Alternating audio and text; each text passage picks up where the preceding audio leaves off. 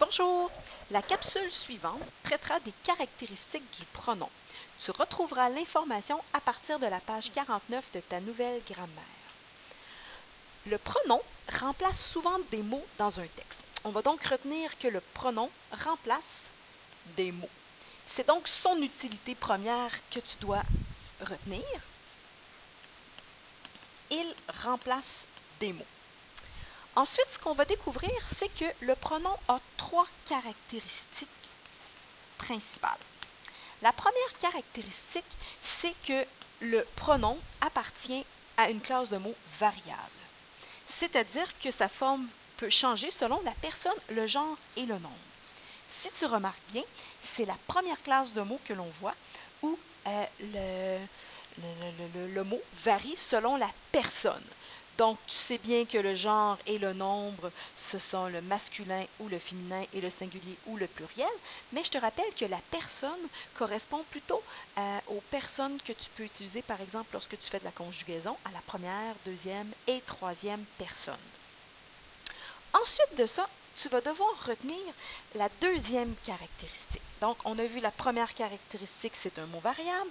La deuxième, c'est que le pronom est un donneur d'accord.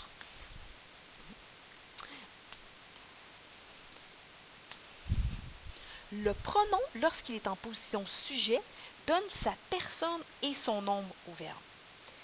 Le pronom donne aussi son genre et son nombre à l'adjectif qui s'y rattache. On regarde donc à droite l'exemple. Ils échangent des cadeaux. Le pronom il, troisième personne du pluriel, donne la personne au verbe. Donc, on est rendu avec échange ENT ici. Le pronom donne son genre et son nombre à l'adjectif qui s'y rattache. Elle est inquiète.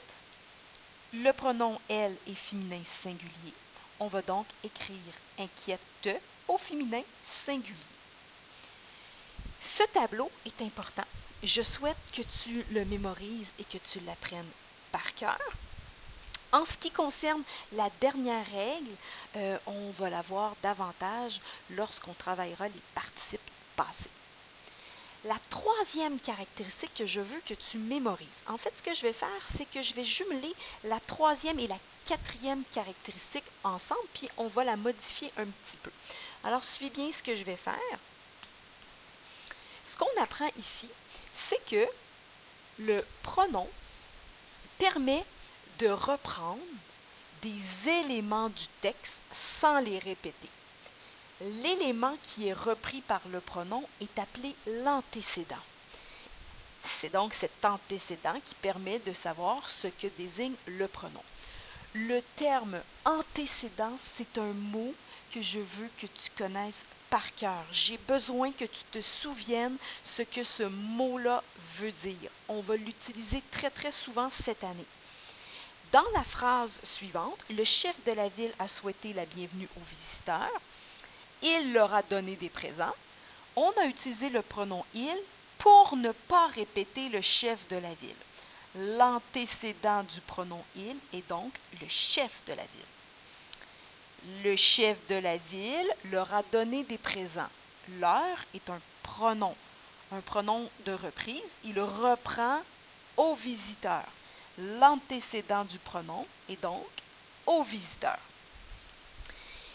Quand un pronom reprend un GN, c'est important que tu réalises qu'il reçoit, le pronom reçoit le même genre et le même nombre que son antécédent. Il est donc dans ce cas-là receveur. C'est un receveur d'accord dans ce cas-là. Tout à l'heure, dans le tableau jaune, on te disait qu'il était un donneur d'accord. Eh bien oui, le pronom peut être à la fois donneur et receveur. Ensuite, ce que je vais te demander de connaître, en fait, donc si on résume, troisième caractéristique, le pronom est receveur, il prend le même genre et le même nombre que son antécédent. C'est ça la troisième caractéristique que je veux que tu mémorises. Si on tourne la page, On va maintenant passer par-dessus la cinquième caractéristique et on va se concentrer davantage sur le tableau bleu qui, lui, va nous présenter les indices de repérage. Je vais te parler de 3 indices de repérage que tu dois mémoriser. Je vais effacer le barbeau que ça fait sur le côté. Je me reprends à nouveau. Donc, je veux 3 indices de repérage. 3 indices de repérage. Le premier indice à se souvenir, c'est que le pronom reprend un élément du texte. Donc, ça, c'est une chose. Il reprend un élément du texte et pour le savoir, on peut le repérer en vérifiant ce qu'il reprend. Donc, on essaie de trouver, en fait, son antécédent. Le deuxième indice de repérage que je souhaite que tu puisses remarquer, c'est que le pronom accompagne souvent un verbe.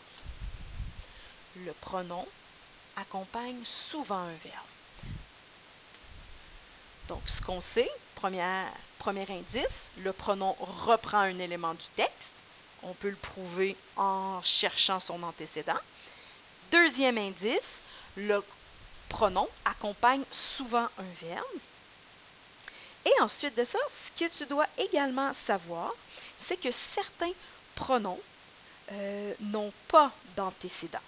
Donc, lorsque les pronoms n'ont pas d'antécédent, on va les appeler des pronoms nominaux. Donc, certains pronoms n'ont pas d'antécédent, ils sont appelés pronoms nominaux. Et moi, ce que j'ai besoin que tu retiennes, c'est que dans ce cas-là, quand on n'a pas d'antécédent, le pronom va s'écrire au masculin singulier. Donc, pas d'antécédent, je vais te faire noter ici, égal, masculin, singulier. Le pronom est une classe de mots parfois mélangeante parce que les élèves confondent le déterminant et le pronom. Ici, on te présente une manipulation pour différencier le pronom du déterminant. Je ne le mets pas dans les indices de repérage parce que normalement, si tu as utilisé les 3 premières étapes, c'est-à-dire qu'il reprend un élément, qu'il accompagne souvent un verbe, que certains n'ont pas d'antécédent, tu devrais être en mesure de trouver ton pronom. Mais je t'explique quand même cette manipulation-là parce que tu vas voir que tu vas devoir l'utiliser quand même à plusieurs reprises. Il y a certains mots comme le, la, les, leur, certains, plusieurs, quels, qui peuvent être des déterminants ou des pronoms. Hein? Ils ont une forme identique, mais ils n'appartiennent pas à la même classe. Alors, pour s'assurer que ce n'est pas un pronom, on doit faire la technique du remplacement. Et si c'est impossible, alors c'est un pronom.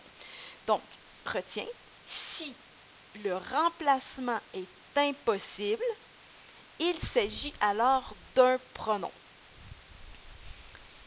Le chef leur donne des présents. Elles reçoivent leurs présents.